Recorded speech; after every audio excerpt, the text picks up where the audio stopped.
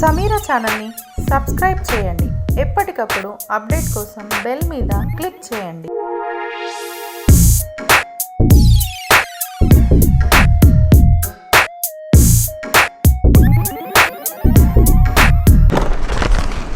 ఇప్పుడు ఈ corona virus వ్యాప్తి నివారణకు సంబంధించి అటు కేంద్ర ప్రభుత్వమే కానీ ఇటు రాష్ట్ర ప్రభుత్వమే కానీ స్పష్టత లేకుండా అంటే ఏ విధమైనటువంటి ఖచ్చితమైనటువంటి యొక్క చర్యలు లేకుండా చివరికి వచ్చే వరకల్లా ఏదైతుందో మనం కరోనా వైరస్ కూడా ఇతర వ్యాధుల్లాగానే మన సహజీవనం చేసే పరిస్థితి కలుగుతుందనే స్థాయికి ప్రభుత్వాలు వచ్చాయి.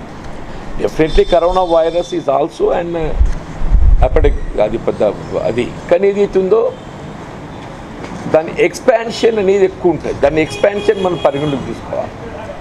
ఆ ఎక్స్పాన్షన్ను నివారింప చేయడానికి వరకు ఏదైతున్నదో ఈ భౌతిక ఎద్దడి, ప్రత్యేకంగా ఎవరన్నా వ్యాధి సోకే అవకాశం ఉన్నటువంటి వారిని ఇతరులతో కలవకుండా క్వారంటైన్ చేయటము, దాంతో ఈ వ్యాధిని నివారింప చేయడానికి అవకాశం ఉంది. అంటే వాస్తవంగా ఆరంభంలోనే గట్ట మనం ఇతర దేశాల నుండి వస్తున్నటువంటి వారిని మన ప్రభుత్వ పరంగా నిర్బంధిత క్వారంటైన్ చేయగలిగి ఉన్నట్టయితే అసలు ఇది ఇంత వ్యాప్తి చెందకపోతుంది. అంటే బేసిక్గా ఫస్ట్ స్టెప్ ఏదైతుందో విదేశాల నుండి, అప్పుడే గట్ట మనం నిర్బంధిత క్వారంటైన్ అమలు చేసి ఉండున్నట్టయితే definitely it would have been much better control. కానీ ప్రభుత్వం అప్పుడు ఏదైతున్నదో సెల్ఫ్ క్వారంటైన్ అనే ఆలోచన తెరపైకి తెచ్చి ఈ సెల్ఫ్ క్వారంటైన్తో ఇప్పుడు మనకు ఈ సమస్యలు వస్తుంది. ఇది ఎక్స్పాన్షన్కి ఏదైతుందో స్కోప్ పెరగడానికి సెల్ఫ్ క్వారంటైన్. సరే, ఇప్పుడైతే వలస కార్మికులను స్వస్థలాలకు చేర్చడం అది ప్రభుత్వ బాధ్యతనా? ప్రభుత్వ బాధ్యతతో పాటుగా స్వయంగా రావాలని భావించేటటువంటి వాళ్ళు కూడా ఉన్నారు. స్వస్థలాలు చేరుకోవటము, కుటుంబ సభ్యులతో కలిసి ఉండాలని చెప్పి భావించటం ఇదంతా సహజమైపోయింది. కానీ but at the same time ఇవాళ ఈ వలస కార్మికులు స్వస్థలాలకు ఏదైతే రావడం జరుగుతుందో, ముఖ్యంగా మనకి ముంబై ప్రాంతం నుండి ధార్వాడి అక్కడి వ్యాధి బాగా సోకి ఉన్నది.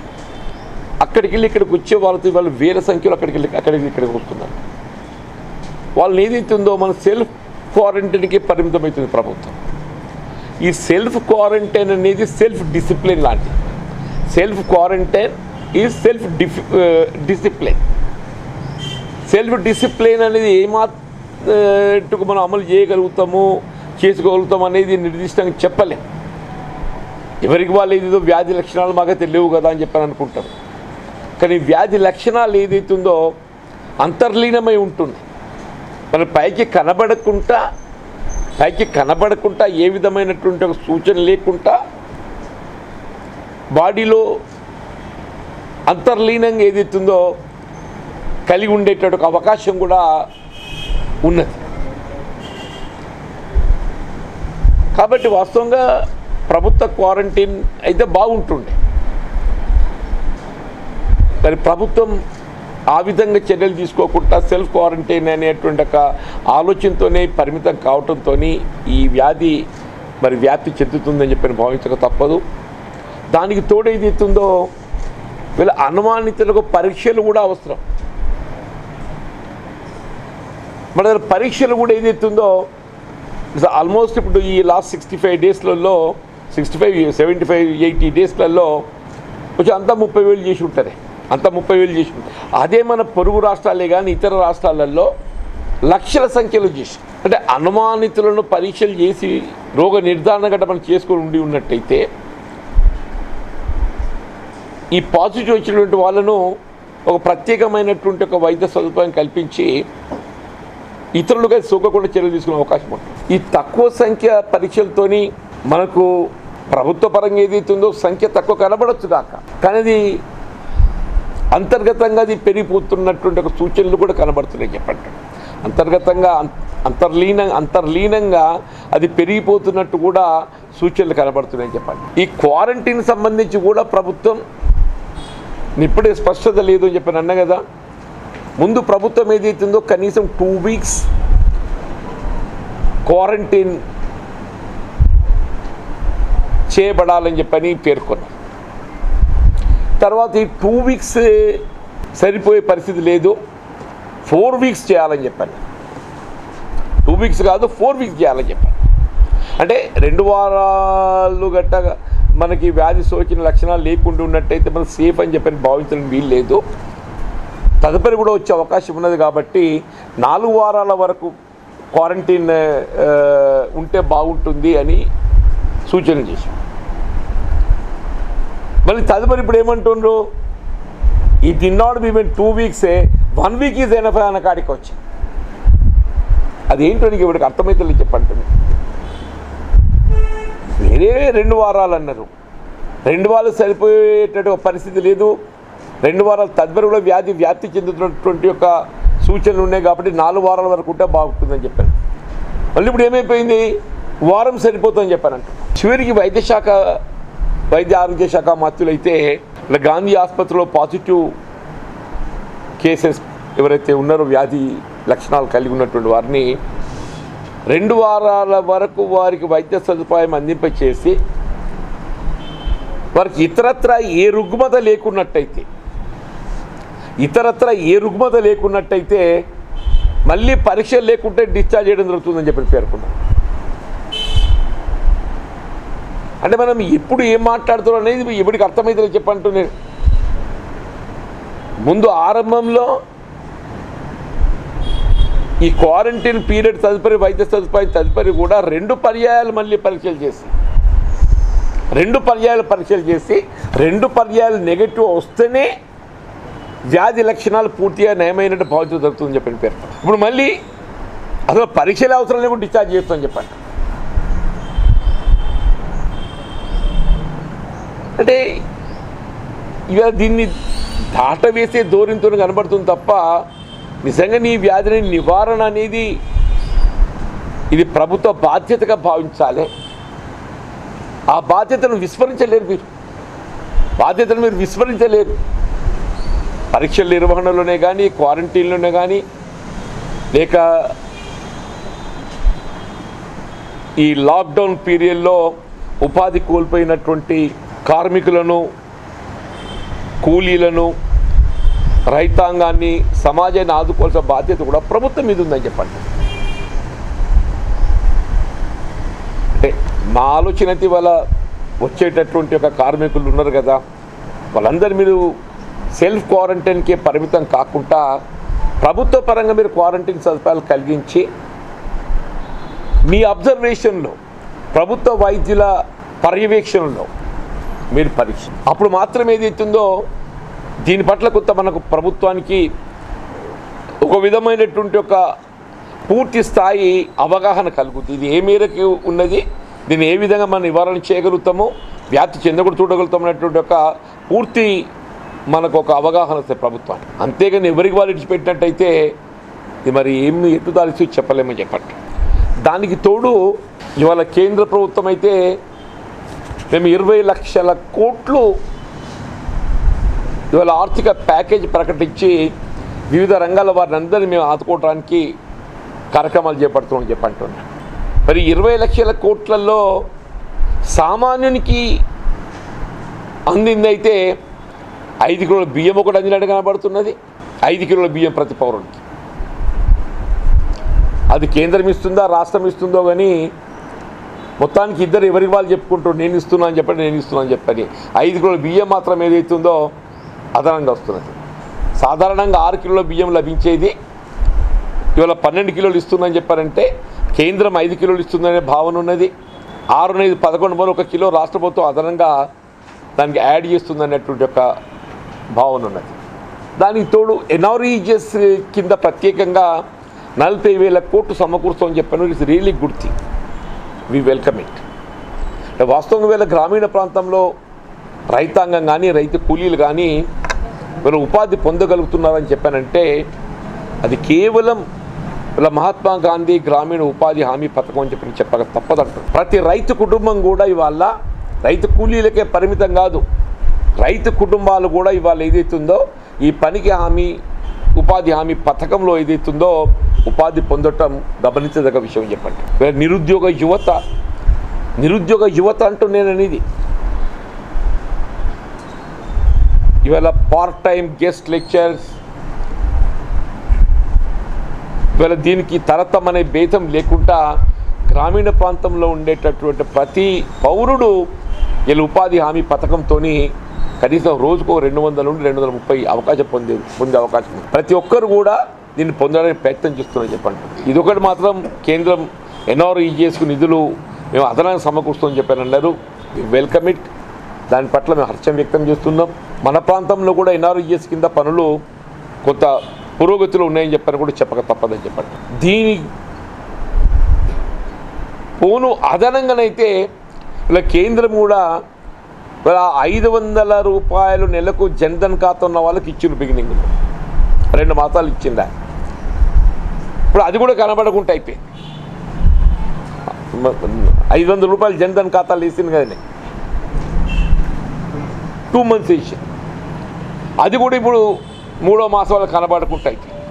సరిగా రాష్ట్ర ప్రభుత్వం అయితే ఇంకా ఆశ్చర్యం అన్నట్టు, నేను కేంద్రానికంటే తక్కువ తిన్నా అన్నట్టు ఏదైతున్నదో ఇవాళ కేవలం ప్రభుత్వ పరంగా అందించేటట్టు ఒక సహాయాన్ని నిలిపివేయడమే కాదు, ఇలా ప్రభుత్వ ఉద్యోగస్తులు హక్కుగా పొందేటటువంటి నెలసరి వేతనాలు కూడా కోత విధిస్తుంది.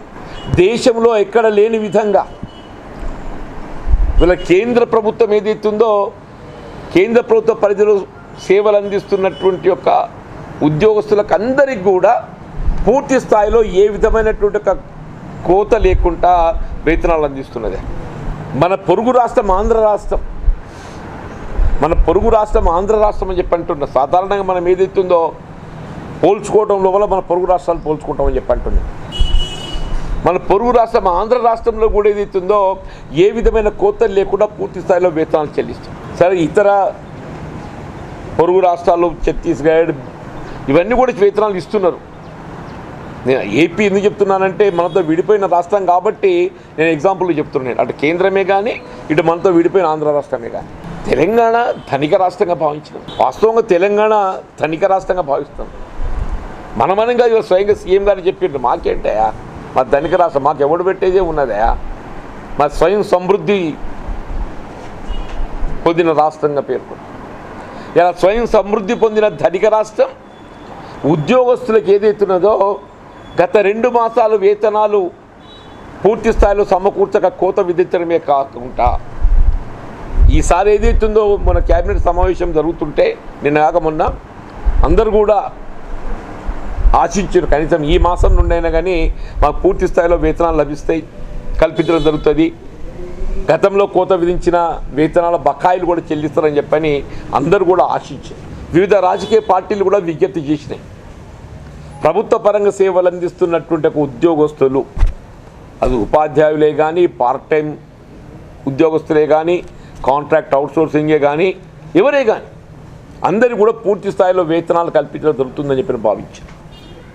కానీ చివరి దురదృష్టం ఇవాళ ధనిక రాష్ట్రంగా భావించేటటువంటి ఒక తెలంగాణ రాష్ట్రం ఇలా వేతనాలు కూడా కల్పించేటటువంటి ఒక పరిస్థితి లేదు, దిగజారిందని చెప్పంటే మద్యం అమ్మకాలు ఏదైతుందో ఆశించిన మేరకు జరగడం లేదట. కారణం ఏంటి అని విశ్లేషిస్తే మద్యం అమ్మకాలు ఆశించిన మేరకు జరగటం లేదు. మొదటి వారం ఏదైతుందో ప్రోత్సాహకంగా ఉండే, రెండో వారానికి వచ్చేవరకు ఏదైతుందో ఆశించిన మేరకు మద్యం అమ్మకాలు లేవు కాబట్టి ఇలా ఆశించిన ఆదాయాన్ని మేము పొందలేకపోతున్నాం కాబట్టి వేతనాలు చెల్లించలేమనే కాడికి వచ్చిందే. జనం దగ్గర పైసలు ఉండాలిగానే తాగటానికి, జనం దగ్గర పైసలు ఉండాలిగా తాగటానికి అది ముందైతే పూర్తి స్థాయిలో వేతనాలు కల్పిస్తే ultimately part of it will come to you only. అమ్మక పన్ను రూపేణా ఇవాళ ఏ వేతనదారుడు ఏదైతుందో ఇవాళ విద్యా సంవత్సరం ఆరంభమవుతుంది. రేపు పిల్లలు వాళ్ళ బట్టలే కానీ ఇవన్నీ కూడా సమకూర్చాలి కదా.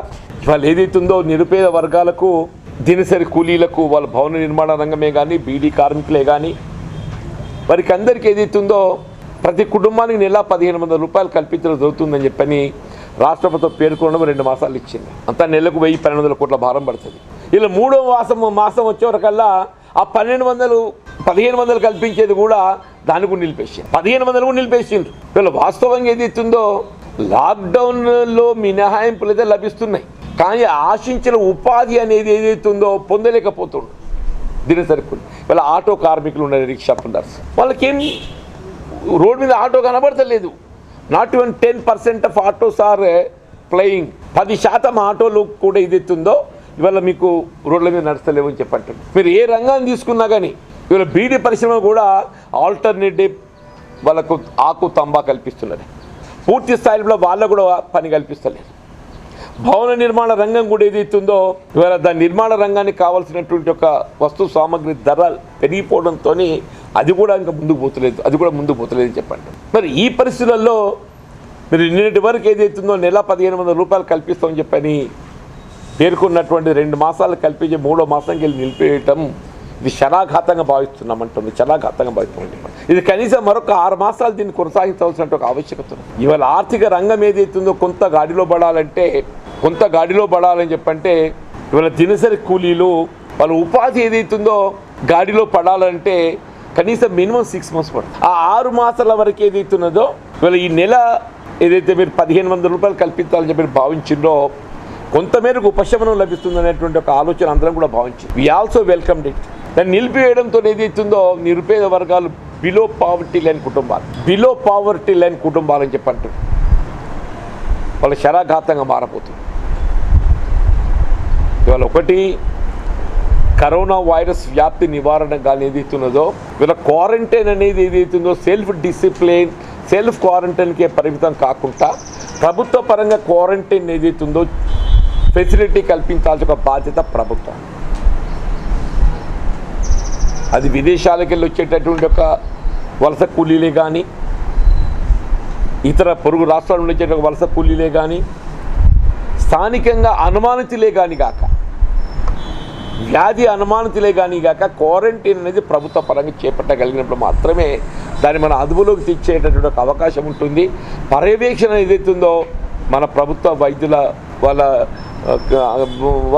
వాళ్ళ నిర్వహణలో కొనసాగుతుందని చెప్పి వీళ్ళ అనుమానితులకు ఏదో పరీక్షలు అనేది ప్రధానము. మీరు పరీక్షల పట్ల నిర్లక్ష్యం చేసి మేము ఎక్కువ పరీక్షలు చేస్తే ఎక్కువ వ్యాధిగ్రస్తులను వెలికి తీసిన వాళ్ళం అవుతాం కాబట్టి మేము తక్కువ పరీక్షలతో ఏదైతుందో మేము తక్కువ వ్యాధిగా దీన్ని చూపెట్టుకోవద్దని చెప్పి భావించడం కరెక్ట్ కాదు. మనం ఏ స్థాయిలో ఉన్నామో మనకు తెలవాలి. తెలిస్తేనే ఆ వ్యాధి నివారణకి ఏదైతున్నదో దాన్ని అదుపు చేస్తానికి కొరకు ఏదైతుందో ఇవాళ మనం గవర్నమెంట్ ఏదైతుందో గచ్చిబౌలిలో మేము ప్రత్యేకంగా కరోనా వైరస్ వ్యాధి సోకినటువంటి వారికి వైద్య సదుపాయం నిమిత్తము ఏదో ఆసుపత్రి ఓపెన్ చేసామని చెప్పన్నారా? ఇంతవరకు ఒక్క పేషెంట్ లేడు అని చెప్పంటున్నాను నేను.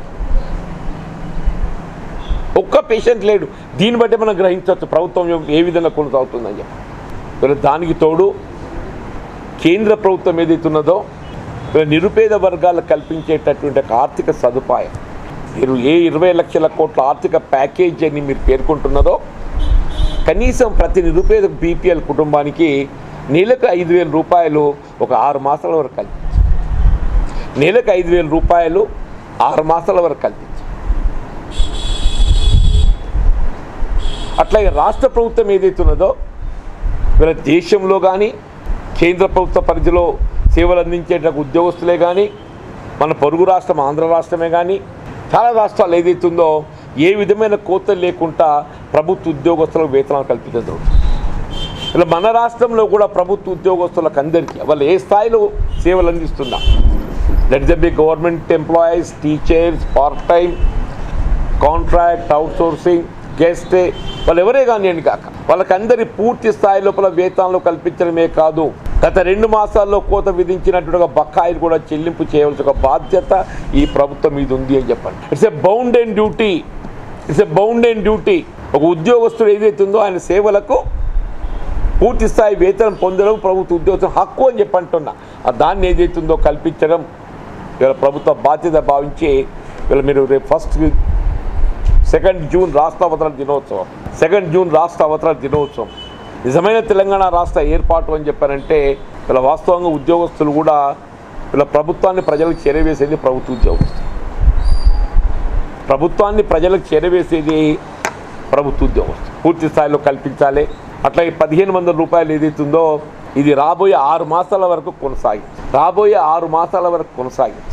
ఇవాళ ఈ దేవాలయాల సందర్శనకు సంబంధించి మేము గతంలో వ్యక్తం చేసాం. అది ఏ దేవాలయమైనా కానివ్వండి కాక, హిందూ, ముస్లిం, సిక్, ఇసాయి భౌతిక ఎద్దడిని పాటిస్తూ ప్రభుత్వ నిబంధనలకు అనుగుణంగా దైవ ప్రార్థనలకు అనుమతి ఇవ్వాలని చెప్పని మేము కోరినామని చెప్పండి. ఇవాళ ముస్లిమ్స్కు అతి పవిత్రమైనటువంటి రంజాన్ సామూహిక ప్రార్థనలు అందులో ప్రధానమని చెప్పంటున్నా. రంజాన్ యొక్క ప్రాధాన్యత, ప్రత్యేకత సామూహిక ప్రార్థనలు. ఆ సామూహిక ప్రార్థనలకు వాళ్ళకి అనుమతి ఇవ్వాలి, కనీసం ఇంటికొక్కరికైనా అనుమతి ఇవ్వండి అని చెప్పాను. ఇవాళ ఏమైందని నువ్వు కొండపోచమ్మ సాగర్ ప్రారంభోత్సవం అని, సుదర్శన యాగం అని చెప్పాను, ఇంకేదో దేవాలయం, అన్నీ సంతోషం నాయన. నీకైతే ఏ నిబంధనలు లేవు, నీకే భౌతిక ఎద్దడి లేదు, నీకే సోషల్ డిస్టెన్స్ లేదు. నీకేదైతుందో దైవం పట్ల విశ్వాసం ఉండడు, సంతోషం. కానీ ఇతరులు కూడా దైవ ప్రార్థన చేసుకునే ఒక అవకాశాన్ని ఏదైతుందో విస్మరించడం సరైతే కాదు అని చెప్పంటాం. ఎందుకంటే నిన్నగాక మొన్న రంజాన్ ప్రార్థన చేసుకునే అవకాశం కల్పించకుండా నువ్వు సుదర్శన యాగం అని చెప్పని వందల వేల సంఖ్యలో ఏదైతుందో చెప్పంటున్నా. మీరు ఫోటో చూస్తే, పత్రికలు వచ్చినటువంటి ఒక ఫోటో చూస్తే మనం గమనిస్తున్నాం చెప్పంటున్నాయి. ఇప్పటికైనా ఏదైతుందో ఈ వ్యత్యాసాన్ని విడనాడండి. దైవ ప్రార్థనలో ఏదైతుందో అవకాశం ప్రభుత్వ నిబంధనలకు అనుగుణంగా కల్పించండి. ప్రభుత్వ నిబంధనలకు అనుగుణంగా భౌతిక ఎద్దడి, సోషల్ డిస్టెన్స్, మాస్క్ మీరైతే మాస్క్ కూడా పెట్టుకోలేదు నాయన, మీరైతే ఆ మాస్క్ కూడా పెట్టుకోలేదు. ఎందుకంటే మన ఎగ్జామ్షన్ ఉండొచ్చు మరి, బికాస్ రాజే కదనే. మరి నేను పత్రికలో గమనించింది అయితే మాస్క్ ఉన్నట్టు మాకు కనబడలేదని చెప్పి అంటున్నాను. కానీ మాకు ఆ రిలాక్సేషన్స్ ఏం పట్టాయి. మాకు డస్ట్బిన్ వీళ్ళ మత విశ్వాసం కలిగి ఉన్నటువంటి వారు, వాళ్ళు హిందువులే కానీ, ముస్లిమ్సే కానీ, సిక్కే కానీ, ఇసాయి ఎవరికైనా కానీ అని కాదు, అవకాశం అందరికీ కల్పించండి అని చెప్పని కూడా విజ్ఞప్తి చేస్తున్నాను. Thank you.